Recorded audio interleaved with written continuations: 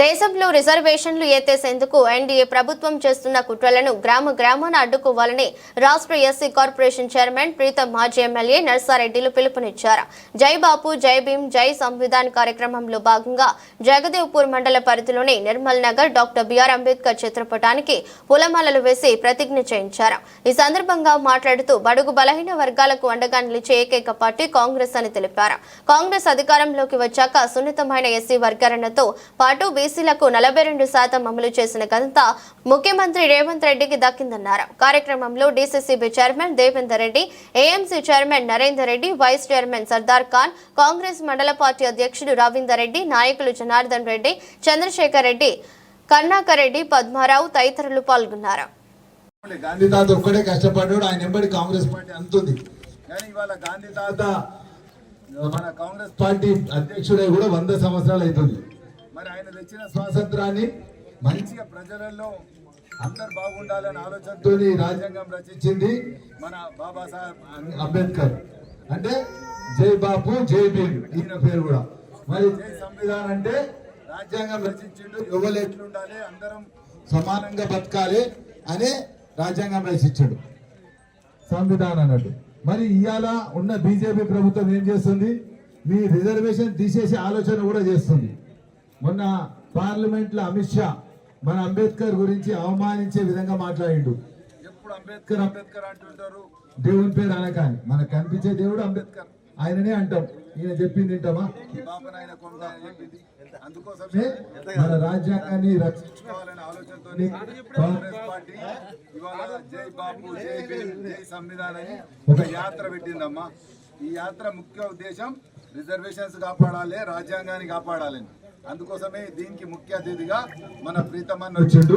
ప్రీతమన్న ఏ విధంగా మనం నష్టపోతాం, రేపు రాబోయే కాలంలో ఇదే బీజేపీ అధికారంలో ఉంటే రిజర్వేషన్ తీసేస్తారు, వాళ్ళ రాజ్యాంగాన్ని కూడా మారుస్తారు, వాళ్ళు ఇష్టం ఉన్నట్టు వాళ్ళు రాసుకుంటారు. మరి అట్లా కాకుండా మనం అందరం కూడా రాజ్యాంగాన్ని కాపాడాలి, రిజర్వేషన్లు కాపాడుకోవాలి. ఇప్పుడు అదృష్టం కొద్ది రేవంత్ అన్న 42% బీసీలకు ఇచ్చిండు, ఎవరు ఇయ్యలే ఇప్పటిదాకా. 18% ఎస్సీలకు ఇచ్చారు. అంటే ఇవి అవసరం ఉన్నది, వాళ్ళ బతుకులు బాగు చేయాలనే దాంతో రిజర్వేషన్ ఇచ్చాడు. ఎస్సీ కార్పొరేషన్ చైర్మన్ అయ్యిండు. ఇంతకు ముందేమో పార్టీ తరఫున ఎస్సీ దానికి సెల్ చైర్మన్. కానీ ఇవాళ అందరికి అంతో ఇంతో మీ అందరి బతుకులు బాగుపడేటట్టు చేయాలని చిన్న వ్యక్తి అయినా రేవంత్ అన్న ఆయన చైర్మన్ చేసిండు. ఈ రోజు వచ్చిన కారణం ఏంటంటే అమ్మా, మనకు స్వాతంత్రం అసైన్డ్ భూములు ఇచ్చారు.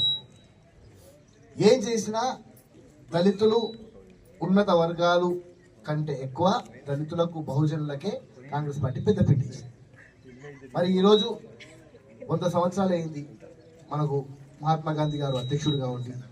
ఇప్పుడు 100 సంవత్సరాలు అయిన తర్వాత మధ్యలో 2 సార్లు సంజీవయ్య గారు ఆల్ ఇండియా ప్రెసిడెంట్ అయ్యారు. ఇప్పుడు ఒక దళితుడే మల్లికార్జున్ ఖర్గే గారు కాంగ్రెస్ పార్టీకి అధ్యక్షుడిగా ఉన్నారు. ఓ జాతీయ పార్టీకి అధ్యక్షుడిగా దళితుడు ఉండగలుగుతున్నాడు అని అంటే అది కేవలం కాంగ్రెస్ పార్టీతోనే సాధ్యం. మరి మనకు స్వాతంత్రం వచ్చిన తర్వాత ఆ స్వాతంత్రం ద్వారా ఆనాడు మా మహిళాక్కలు బయటకు వచ్చే పరిస్థితి లేకుండే, దళితులు ఊరవతల ఉంటుండే. మరి ఆనాడు చతుర్వర్ణ వ్యవస్థలో 4 వ్యవస్థలు ఉండే. అందులో శూద్రులుగా ఈరోజున్న బీసీలే కానివ్వండి, ఎస్సీలే కానివ్వండి, ఎస్టీలే కానివ్వండి, ఆఖరికి రెడ్లు కానివ్వండి, వీళ్ళందరూ కూడా శూద్రుల కిందనే ఉండే. వీరందరూ కూడా ఊరవతలు ఉండాల్సిందే, వారి కింద అందరూ బతకాల్సిందే. వాళ్ళకి తెలిసినది మాత్రం 4 చతుర్వర్ణ వ్యవస్థలు. కానీ అందరూ సమానం అని చెప్పి మన దేవుడు బాబాసాహెబ్ అంబేద్కర్ మనకు రాజ్యాంగాన్ని రాశాడు. ఆ రాజ్యాంగం ఎందుకు రాశాడు? మీకు మాకు చదువులు ఉండాలి, మీకు మాకు ఉద్యోగాలు రావాలి, మీకు మాకు అందరితో సమానంగా బతికే హక్కు ఉండాలి, అందరూ సమానమే అని చెప్పి భావించింది బాబాసాహెబ్ అంబేద్కర్. మరి ఈరోజు పరిస్థితి చూస్తే మరి వాస్తవానికి మీ అందరి ఆశీర్వాదంతో ఈరోజు కాంగ్రెస్ పార్టీ ప్రజాప్రభుత్వం ఏర్పాటైంది.